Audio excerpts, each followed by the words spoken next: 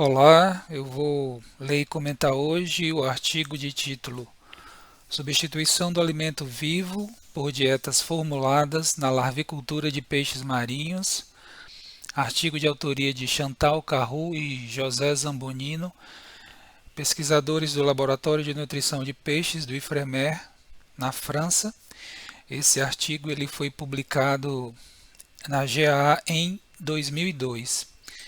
Vamos dar uma olhada no sumário deste trabalho. Após a introdução, falar sobre formulação de dietas secas para larvas de peixes marinhos. Em seguida, processo digestivo em larvas de peixe marinho, modulação da atividade enzimática pela dieta. 5. Enzimas digestivas que atuam no citossol dos enterócitos. 6. Exigências nutricionais de larvas de peixes marinhos. Lipídios, fosfolipídios e ácidos graxos altamente saturados, proteína, fontes, níveis, aminoácidos livres e hidrolisados proteicos. 7. Aspectos físicos das dietas microparticuladas, tamanho, manufatura, arraçoamento e ingestão. Conclusões e considerações finais. Vamos para a introdução. A produção de juvenis de espécies de peixes marinhos nas larviculturas comerciais ainda depende do fornecimento de alimento vivo, rotíferos e artêmia para as larvas. A substituição do alimento vivo pelo alimento formulado, entretanto, poderia baixar os custos de produção e possibilitar a produção regular de juvenis. O desmame, isto é, o treinamento alimentar para o consumo do alimento formulado, é geralmente feito somente após algumas semanas a eclosão das larvas nas larviculturas comerciais de peixes marinhos. Enquanto isso, as larvas de peixes de água doce podem ser alimentadas com dietas secas assim que suas bocas abrem. Durante a última década, entretanto, o período pré-desmame das larvas de peixes marinhos, isto é, aquele em que as larvas recebem apenas alimento vivo, tem sido reduzido ou até mesmo eliminado, graças ao trabalho de ofertar dietas formuladas desde o primeiro dia de abertura da boca dos animais. Essa foi a introdução do artigo. Vamos para 2. Formulação de dietas secas para larvas de peixes marinhos. A formulação de dietas secas para larvas de peixes marinhos é difícil porque a determinação de suas exigências nutricionais não pode ser feita com a utilização das abordagens tradicionais de pesquisa, empregadas em trabalhos com juvenis e adultos. Caso se fornecesse apenas dietas secas às larvas experimentais, as mortalidades seriam muito elevadas, próximas a 100%. Assim, as pesquisas sobre nutrição de larvas devem considerar o uso do alimento vivo nos delineamentos experimentais. As informações nutricionais disponíveis para os juvenis das espécies de peixes marinhos têm pequeno valor para a nutrição das larvas, porque os mecanismos de digestão e absorção, assim como as exigências nutricionais, mudam da fase larval para a fase juvenil. Este foi o ponto 2. Em seguida, nós temos 3. Processo digestivo em larvas de peixe marinho. O trato digestivo nas larvas de peixes marinhos é pouco desenvolvido logo após a eclosão. Muitos consideram que a deficiência em enzimas digestivas nas larvas muito jovens é a explicação para o fracasso na alimentação desses animais com dietas formuladas. Entretanto, ensaios enzimáticos que foram conduzidos em todos os segmentos do intestino das larvas Segmentos envolvidos na digestão têm mostrado que as larvas de peixes marinhos não são deficientes em enzimas digestivas. Ao contrário do que se imaginava, as observações realizadas em laboratório demonstraram que a capacidade digestiva das larvas iniciais de peixes marinhos é, na verdade, bastante elevada, só que para um tipo bem específico de substrato, que são pequenos peptídeos, di e tripeptídeos. O início das funções digestivas, associado às transformações morfológicas, segue uma cronologia sequencial nas larvas de peixe, semelhante ao que é observado em animais mamíferos na fase inicial da vida. Análises de RNA mensageiro mostraram que a atividade das enzimas digestivas em larvas de peixes marinhos segue uma programação genética durante o desenvolvimento larval. Este foi o ponto 3, vamos para o 4. O 4 ele trata da modulação da atividade enzimática pela dieta. A composição da dieta pode modular, ou seja, pode alterar a intensidade ou velocidade da atividade enzimática, ou seja, a taxa enzimática. Por exemplo, a atividade da amilase pancreática, que é a enzima que hidrolisa o amido, poderá ser mais ou menos intensa, a depender do nível de amido que foi incluído na dieta das larvas. Essas modificações que ocorrem na atividade das enzimas pancreáticas em resposta às alterações na dieta são observadas desde os estágios iniciais da vida animal. Temos em seguida o ponto 5, que vai tratar enzimas digestivas que atuam no citossol dos enterócitos. As larvas de peixes marinhos apresentam particularidades na digestão intestinal. Algumas enzimas intestinais, tais como as peptidases, estão localizadas no citossol dos enterócitos, isto é, no líquido intracelular das células intestinais. As larvas de peixes marinhos, nas 2 primeiras semanas de vida, apresentam elevada atividade de peptidases, que são as enzimas que hidrolisam dipeptídeos e tripeptídeos em aminoácidos livres. A atividade das peptidases no citossol diminui com a idade da larva. Enquanto isso, a atividade das enzimas localizadas na borda em escova, isto é, nas microvilosidades intestinais, aumenta bruscamente a partir da 3ª semana de vida das larvas de muitas espécies de peixes marinhos, incluindo o cibés, linguado e o headrum. A queda na atividade enzimática no citossol e o simultâneo aumento na atividade das enzimas na borda em escova são eventos característicos da maturação normal dos enterócitos dos animais nas fases iniciais de desenvolvimento. Este foi o ponto 5, vamos adiante.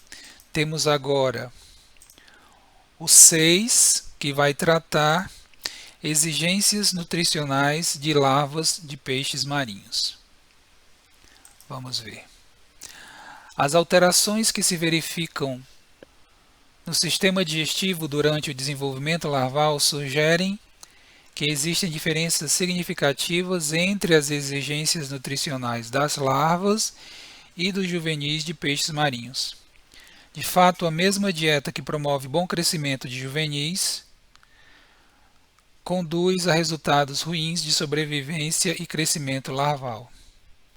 Estudos realizados revelaram especificidades das exigências nutricionais de larvas de peixes marinhos. Vamos começar agora falando sobre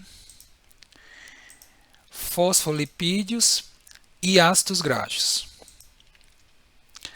A sobrevivência e o crescimento de larvas de cibés se elevaram de forma direta com o aumento no conteúdo lipídico de dietas microparticuladas que foram ofertadas aos animais desde o momento de abertura da boca. Os melhores resultados nesse trabalho foram obtidos com as dietas contendo de 25 a 30% de lipídios. A concentração lipídica influencia muito o nível energético da dieta. Entretanto, a qualidade da fonte lipídica também deve ser considerada.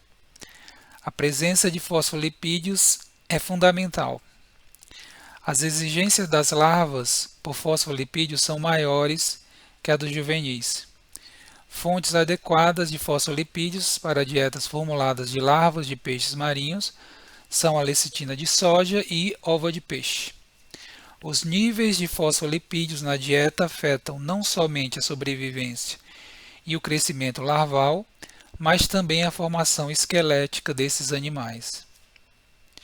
Os fosfolipídios, em particular o fosfatidil-inositol, são essenciais para a formação harmoniosa do esqueleto das larvas. No conteúdo lipídico das dietas formuladas para larvas de peixes marinhos devem estar inclusos os ácidos graxos altamente insaturados. Essas dietas devem conter de 1,5% a 3% desses ácidos graxos altamente insaturados na matéria seca. O DHA tem se mostrado mais eficiente que o EPA na aceleração do crescimento, melhora na sobrevivência, maior pigmentação e tolerância de larvas de peixes marinhos ao estresse por salinidade e por baixos níveis de O2 na água. O DHA também está envolvido no desenvolvimento neural e visual das larvas. Vamos agora falar sobre proteína, fontes, níveis, aminoácidos livres e hidrolisados proteicos. As primeiras dietas formuladas para larvas de peixes marinhos incluíam várias fontes proteicas, de tal forma que qualquer deficiência nutricional de uma das fontes poderia ser compensada pelas demais. Antes das buscas por uma maior simplificação das fórmulas, as dietas formuladas para larvas de peixes marinhos incluíam uma série de ingredientes tais como farinha de peixe, farinha de lula, farinha de camarão, farinha de krill, farinha de caranguejo, dentre outros. As fontes proteicas eram escolhidas de acordo com seu perfil de aminoácidos. Com o tempo, as fórmulas das dietas secas para larvas de peixes marinhos foram sendo simplificadas quando se passou a utilizar apenas farinha de peixe e farinha de lula como as únicas fontes proteicas. Os níveis proteicos ótimos são maiores nas dietas para larvas e juvenis do que para indivíduos adultos da mesma espécie.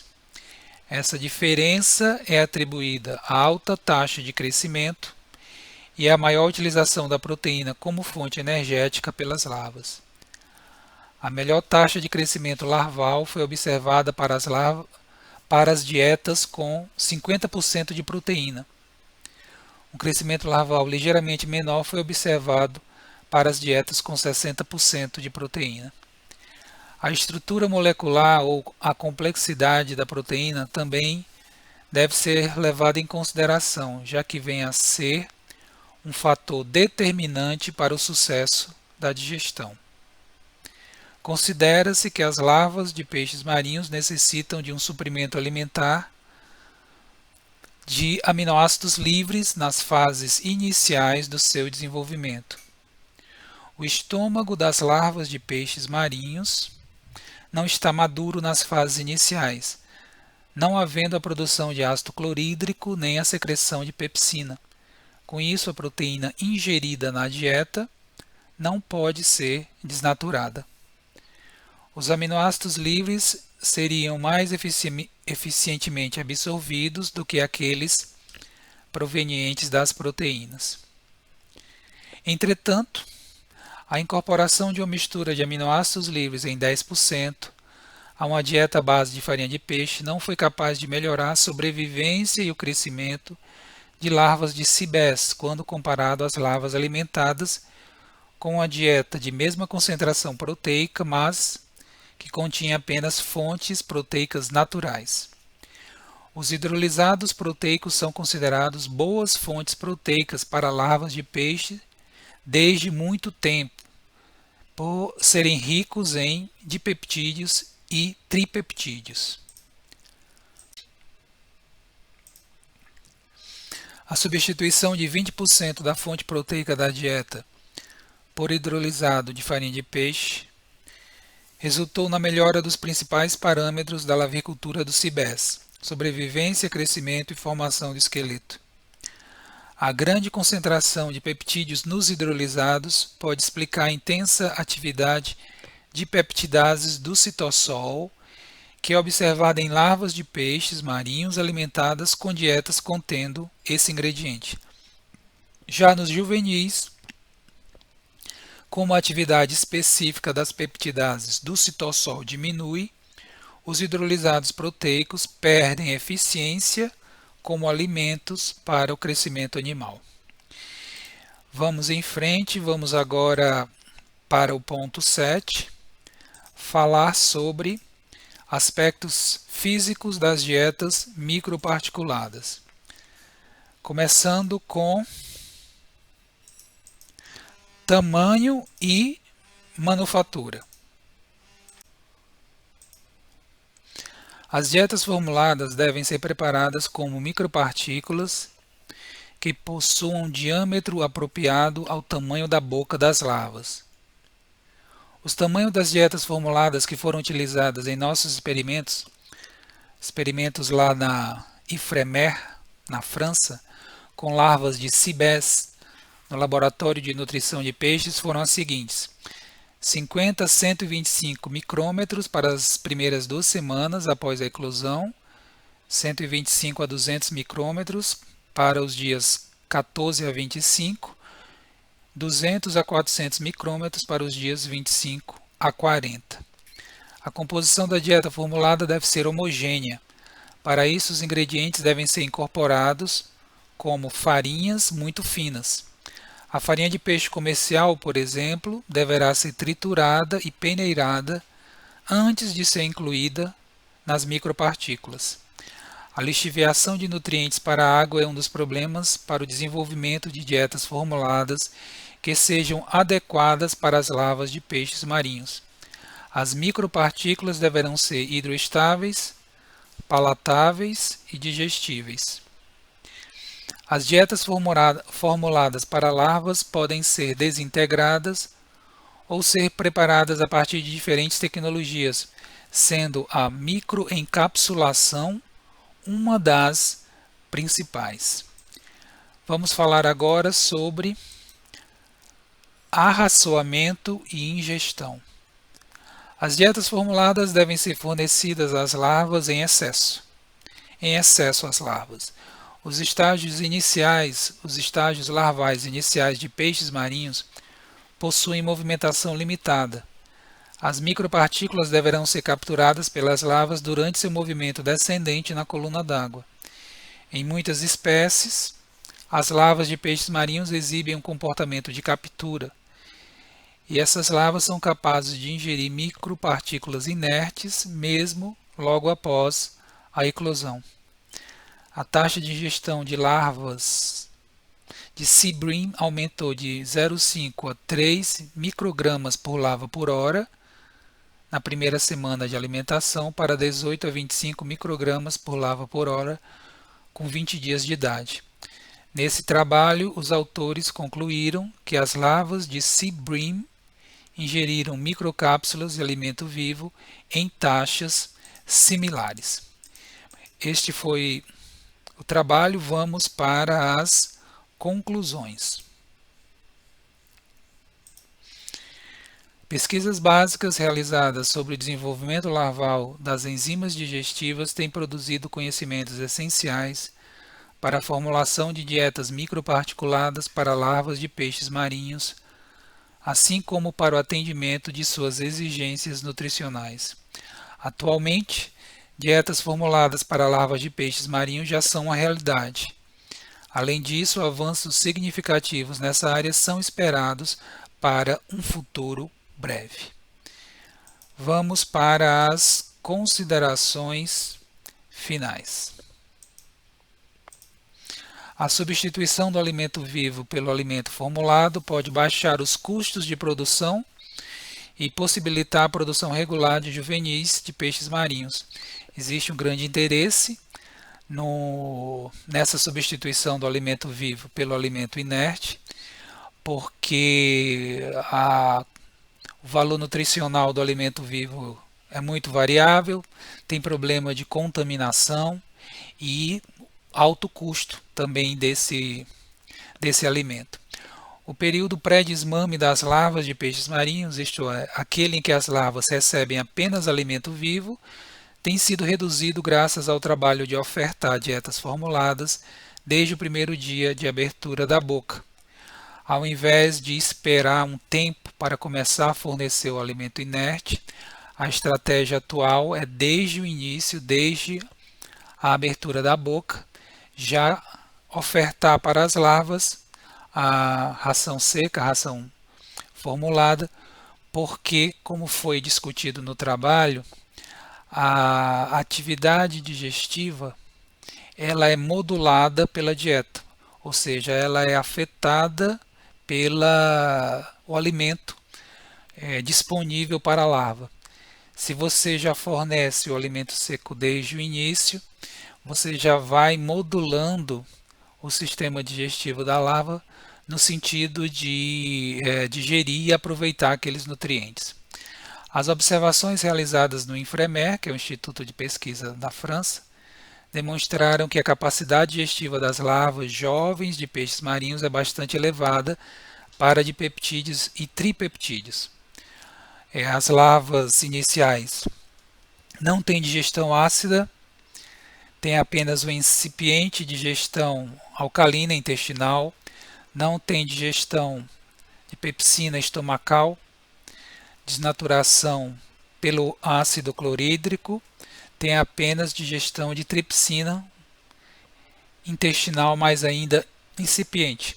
O que essas larvas iniciais apresentam de fato são peptidases dentro dos enterócitos. É necessário, portanto, apresentar na ração uma fonte de di e tripeptídeos que possam atravessar a membrana e escova para que dentro do enterócito sejam digeridos em aminoácidos livres. Uma excelente fonte desses pequenos peptídeos são os hidrolisados proteicos. A composição da dieta pode modular, ou seja, pode alterar a intensidade da atividade enzimática. As larvas de peixes marinhos, nas primeiras 2 semanas de vida, apresentam elevada atividade de peptidase no citossol, essa é a questão, dentro do enterócito. Então já tem que fornecer esses pequenos peptídeos nessa forma que ele possa ser assimilado para que dentro do enterócito ocorra a finalização do processo digestivo com a liberação dos aminoácidos livres. Essas peptidases são enzimas que hidrolisam dipeptídeos e tripeptídeos em aminoácidos livres. Os hidrolisados proteicos são consideradas boas fontes proteica para larvas de peixes. A grande concentração de peptídeos nos hidrolisados explica a intensa atividade de peptidases no citossol, que é observada em larvas de peixes marinhos, alimentadas com dieta contendo esse ingrediente. E por fim, as larvas são capazes de ingerir micropartículas inertes mesmo logo após a eclosão. Então é isso, é interessante ofertar o alimento seco desde o início, não ter aquele período pré-desmame, já começa a fazer o treinamento alimentar desde a abertura da boca das larvas, e para sucesso nesse manejo alimentar, é fundamental a oferta de fonte, a presença de uma fonte de di e tripeptídeos, que a melhor opção são os hidrolisados proteicos, porque nessas 2 primeiras semanas a capacidade digestiva é baixa da larva, mas existe. Só que A larva somente consegue digerir esses di e tripeptídeos que tenham sido assimilados, ou seja, a digestão acontece dentro do enterócito, no citossol, liberando os aminoácidos livres que vão para a formação das proteínas. Foi isso, vou encerrando por aqui. Gostaria de agradecer a atenção, o interesse de todos, desejar muita paz e saúde. Obrigado.